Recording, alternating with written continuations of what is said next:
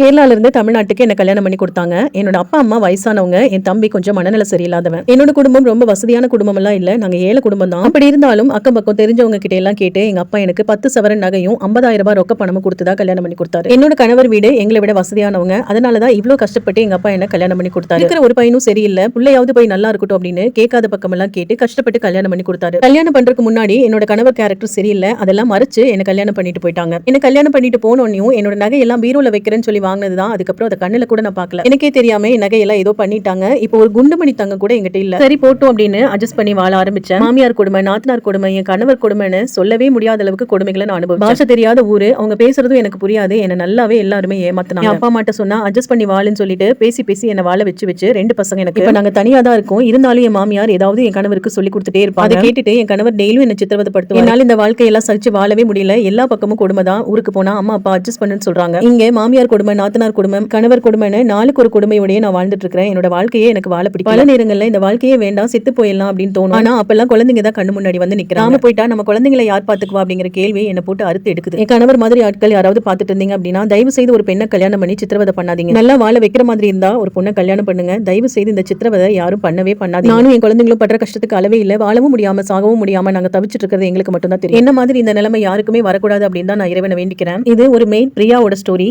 அவங்களுக்கு நீங்க என்ன சொல்ல நினைக்கிறீங்க அப்படிங்கறத கமெண்ட்ல சொல்லுங்க.